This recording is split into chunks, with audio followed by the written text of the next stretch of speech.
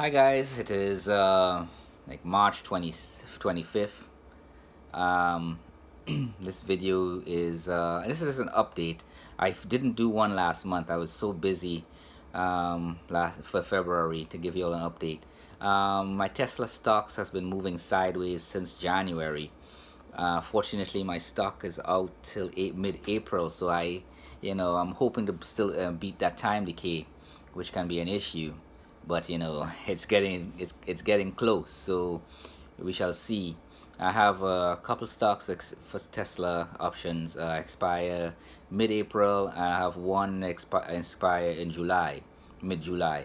I have a couple, one in Chipotle, which I'm on the wrong side of volatility as well on that one. So I'm losing. So I might lose that one. But that expires in June. So I'm hoping it's stuck. I bought a put on that, but it kept going up. Go figure. But those are the risks involved when doing options.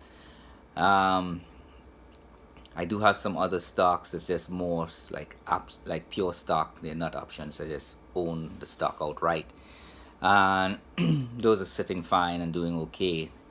Um, but my portfolio dropped from like 27,000 to about 9,000 past uh, since January, and but again, the money that's in there is all profit money, so it's nothing that I don't mind losing.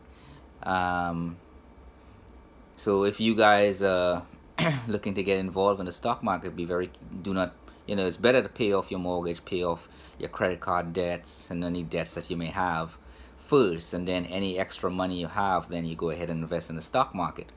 Looking ahead for the next year, for the rest of the year, there's a good chance that there's a slim to none chance that I will not hit that 3 million. And Slim already left town, in my opinion, but there's always hope. If I manage, if I buy on the right side of volatility 90% of the time or more, I think I should be able to hit that still. But it has always been an unrealistic goal anyway. So if I don't hit it, I won't be upset. One of the things I would like to warn you all about is depression. A lot of people get depressed when they start losing their money. That's why I suggest pay off your debts, pay off your mortgage, pay off your credit cards, pay off your car note, whatever you have. And whatever money you invest in the stock market, let it be money that you don't mind losing.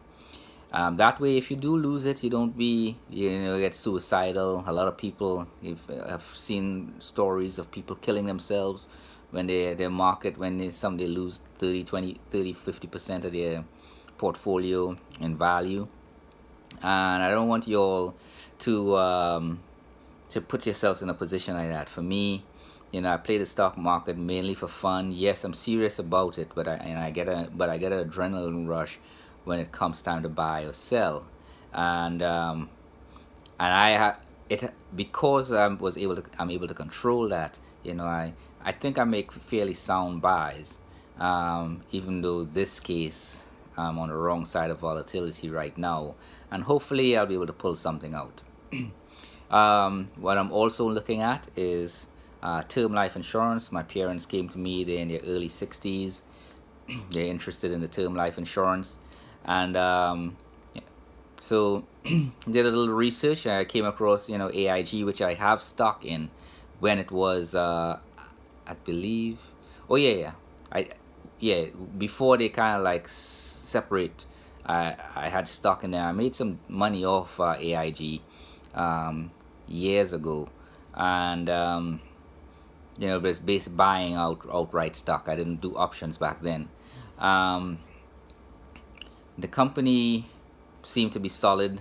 They've been around forever, and they seem to offer insurance for people in their over 60. So most likely I'll be going with them once I speak to my parents and give them the information. I guesstimate, because I need to get some more details, if the insurance is about $600-700 a month, the premium for a 30-year policy, for $2 million policy. That's a guess. All right, I made a guess. because I didn't get through the whole process with the quote and whatnot. But if I'm guessing it's about that much, which I think is ridiculously high, I'm assuming it's going to be a lot lower, but I wanted the higher side.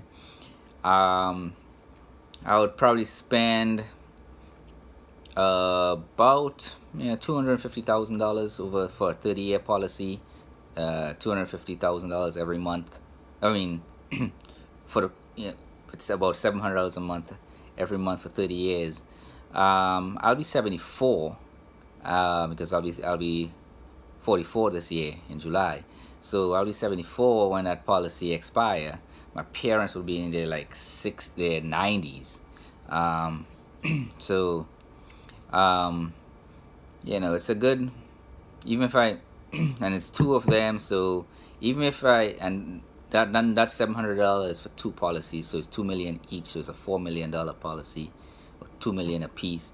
So if I if I'm paying like $700 a month, $250,000 over the course of 7 years for their policy, I still make out pretty good with a tax-free investment. Some people think it's careless to think that way, but everybody dies unless one of y'all have the immortal, some immortal drug there that'll make me immortal. Help me out, I don't mind living forever, but until that point, everybody dies. I am also going to be looking at a policy for myself, for my kids that's in my care, because I take care of foster care kids. But I'll be 74 years old if they live to right around there, even right up to the end, and then pass away. I may not use that, but it will afford me to help the kids that's in my care. Even if I have biological kids of my own, I'll be able to pass that money on to them to actually do some things with their lives, and it's tax-free money. So I see it as a good investment. Everybody's guaranteed to die. The only downside to something like that is them outliving the policy. And if that's the case, that's great. As long as they're healthy and happy, I can live with that, because I'm throwing money at other things, other investments that's not making anything, or it's making very little. So it's just that's another investment opportunity. So if you like this video, subscribe, ask questions in the comment section down below.